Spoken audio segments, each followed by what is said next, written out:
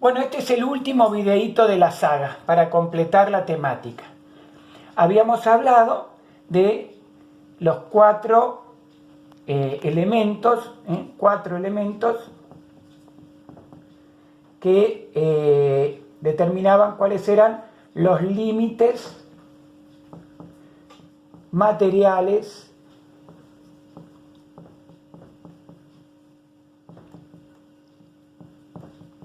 al poder de policía. Poder de policía, Pepe. Y dijimos que esos cuatro eran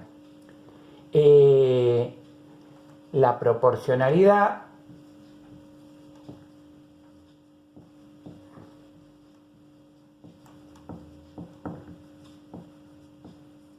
la razonabilidad,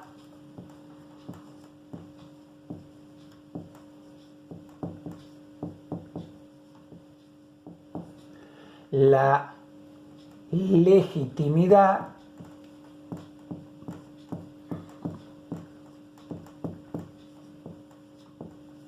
y la legalidad.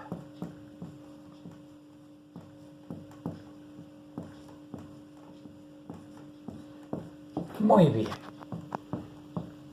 Para tener una idea de estos tres límites, ¿se imaginan ustedes al Estado excediéndose en la reglamentación del ejercicio de un derecho, estableciendo algo totalmente desproporcionado? Por ejemplo, para que tengamos una idea, ¿no? Poniendo un ejemplo, que los pobres paguen el doble de impuestos que los ricos. Habría una desproporcionalidad, donde el que menos poder de contribución al fisco tiene, sería quien más debe esforzarse, y el que más tiene, menos se esfuerza. Sería un ejemplo de que no se respeta la proporcionalidad y entonces se vulnera el límite que establece el artículo 28 del poder de policía. Razonabilidad, por ejemplo, que reglamente en forma no razonable, que esté renegado con la razón. Por ejemplo, tenemos un montón de impuestos que realmente no son muy razonables. Por ejemplo, tenemos el IVA, el impuesto al valor agregado, que lo pagamos todos igual. Un pobre va y compra un kilo de azúcar y paga el 21% de IVA. Y un rico va y compra un kilo de azúcar y lo paga 21% de IVA. Podríamos decir que no es razonable que quienes menos posibilidad de pago de impuestos tengan que contribuir en el mismo porcentaje que aquellos que sí la tienen. Pero bueno, este tipo de impuestos directos son así, no son razonables, no son tan equitativos como otros impuestos que no son directos, que puede establecerse franjas de contribuciones más lógicas, ¿no? Por ejemplo, el impuesto a las ganancias es quien más gana, más paga. Lógicamente, paga un porcentaje, pero quien más ganancia tiene, más va a implicar ese porcentaje. En cambio, el IVA no.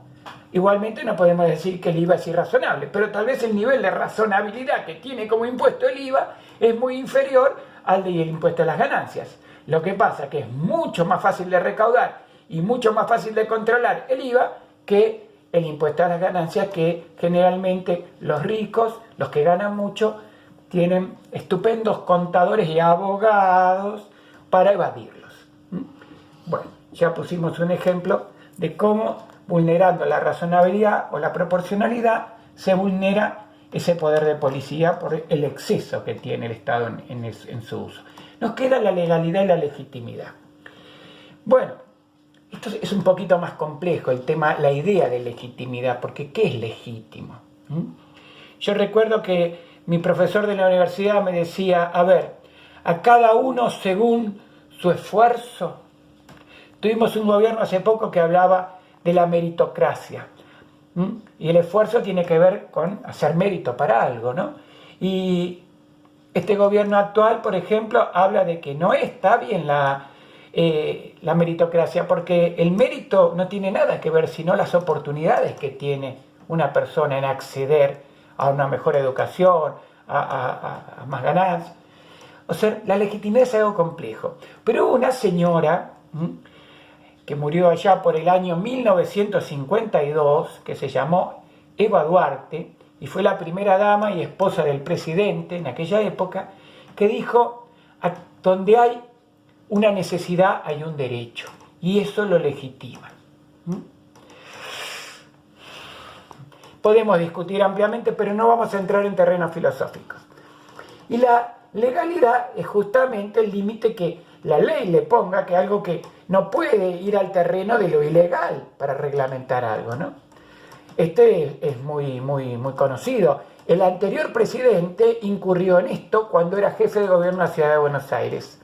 Se le ocurrió en la legislatura de Cava, por iniciativa del jefe de gobierno, mandar un proyecto de que le cobraran un abono de X pesos para ser atendido en los hospitales de la ciudad de Buenos Aires a todos aquellos que no vivían en la ciudad de Buenos Aires. Entonces, nosotros de Merlo íbamos a Buenos Aires a atendernos, porque los de Merlo estaban desbordados o porque, lógicamente, los hospitales de provincia no tenían el nivel de esos hospitales de Cava que antes eran nacionales y le fueron dados a la ciudad de Buenos Aires, ¿no? por el Estado Nacional, no los hizo la ciudad de Buenos Aires, o en algunos casos algunos sí.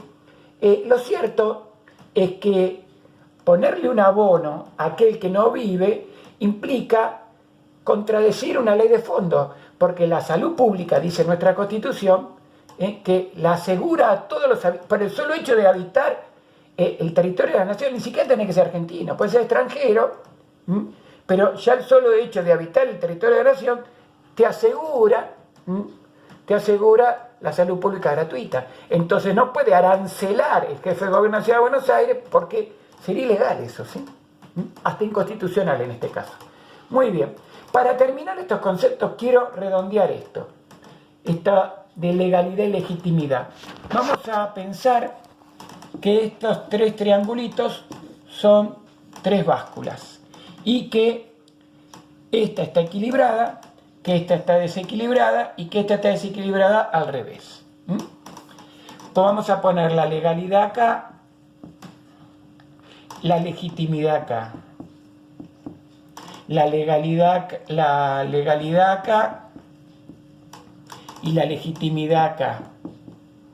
Y acá al revés, arriba vamos a poner la legalidad y abajo la legitimidad.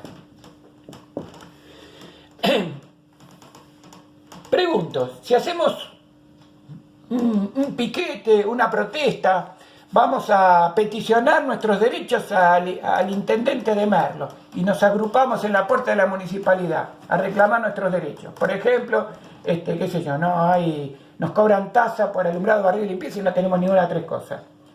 ¿Qué pasa?